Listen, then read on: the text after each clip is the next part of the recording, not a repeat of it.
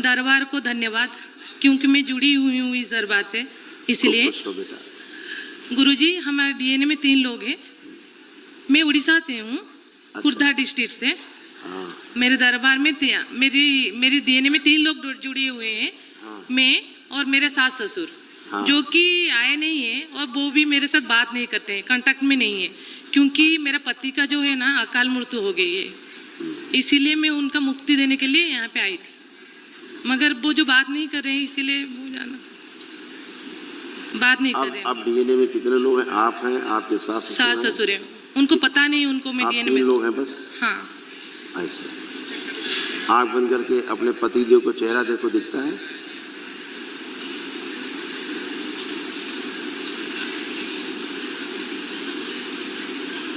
दिखा नहीं दे रहा है। नहीं दिखते?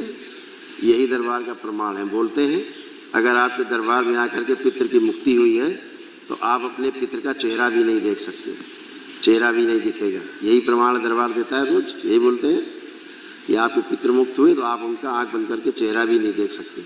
यही प्रमाण है दरबार में। आपका काल सर्प दोष कटता है तो दरबार आपको प्रमाण देता है, अनुभव कराता है कि आप आंख बंद करके कल्पना करें, आप एक जिंदा सर्प चलता हुआ नहीं देख सकते। करके देखिए प्रयास। कोई सर्प आपको चलता हुआ जिंदा दिख रहा है? चलता सर्प कुछ नहीं दिखाई दे रहा है, अंधेरा नहीं दिखेगा, अंधेरा। तो ये इसका अर्थ हुआ कि काल सर्प दोष भी कट गया। ठीक है?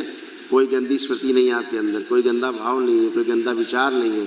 किसी के खिलाफ आप गंदा विचार ला भी नहीं सकते हैं। कोई गंदा विचार है अंदर? आ सकता है, आ रहा है किसी के लिए भी, है ना?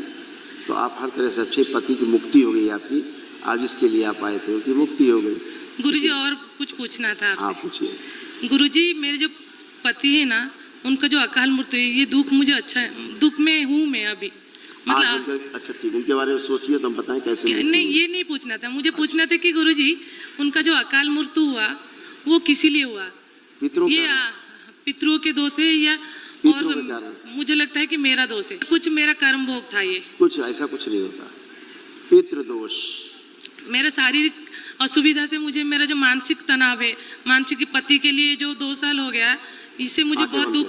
आंखें बंद करें, सोचिए अपने पति और अपने उनके संबंधों के बारे में जो आपको लगता है कि मेरे कारण हुआ है। ओम खींच के लाए जाए, खींचे जाए सारे दुख और कष्ट, सब बाहर निकाले जाए, सब बाहर।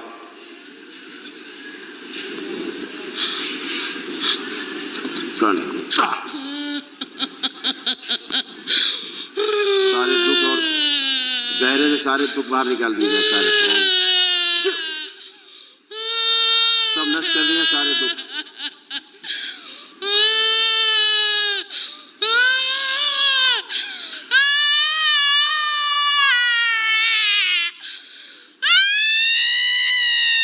मोह तोड़ दिया जाए पति से, नाभि तोड़ दिया जाए, और पति को इसके साथ ले जाने की स्थितियां नष्ट कर दी। जो पति इनको साथ ले जाना चाहता था मार के, वो स्मृतियां नष्ट की जाए। प्रहार तोड़ दिया जाए, कठोर दंड।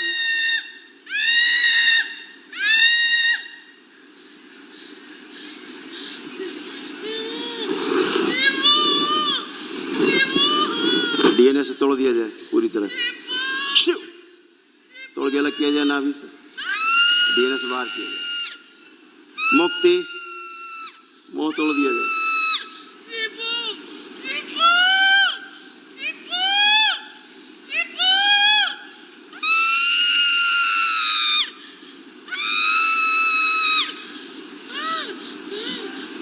छोड़ दो, छोड़ दो।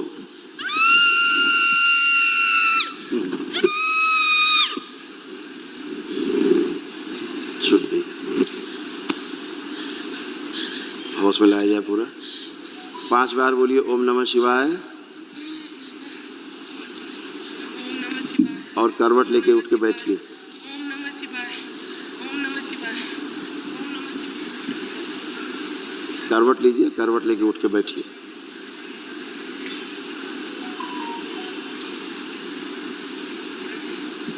थोड़ी शक्ति बढ़ाई जाए शरीर में, इसके ऊर्जा बढ़ाई जाए। ओम और ऊर्जा बढ़ा दी जाए। बैलेंस। अब उठिए, अब उठे, खड़ी हो।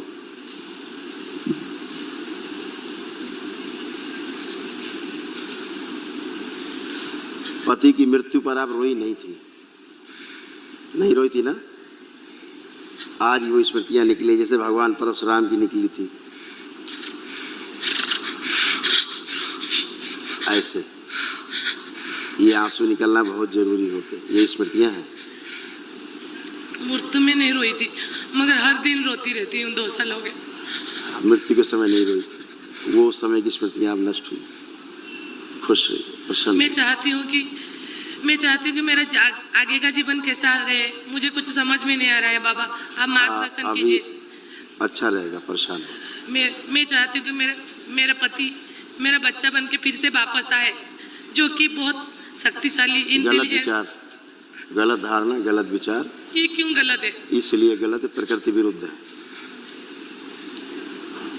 क्या करें? तो मार्गदर्शन आपको नहीं कीजिए। कुछ करना है, आप अपना ध्यान दीजिए अपने आप आगे मुझे जीवन पे, मार्गदर्शन कीजिए।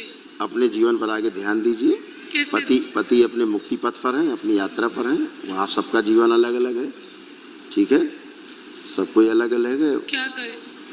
अब क्या करना है, आनंद करिए, कोई कष्ट नहीं है, कोई रोग नहीं, कोई शोक नहीं, कोई दुख नहीं आपके अंदर। मेरा सब बच्चा भी नहीं है, पति भी मौत हो गया, तो क्या करें? अभी अकेले जीवन भी नहीं ये जीना। आपको तय करना बेटा। दरबार ने आपको इस लायक बनाया है कि आप अपना डिसीजन आप स्वयं ले पाएंगे।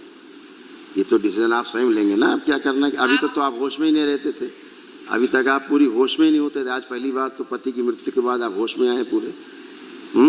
अपने आप को महसूस कर पा रहे हैं आप मुझे मार्गदर्शन कीजिए। मार्गदर्शन यही कि डिसीजन आपको स्वयं लेना है, और जो डिसीजन आप लेंगे अच्छा लेंगे, आप क्योंकि मेरे दरबार पति ने आपको इस लायक बनाया कि आप डिसीजन ले सकें। ये मैं मेरे पति को बहुत चाहती थी, वो बच्चा मन के नहीं आएगा क्या?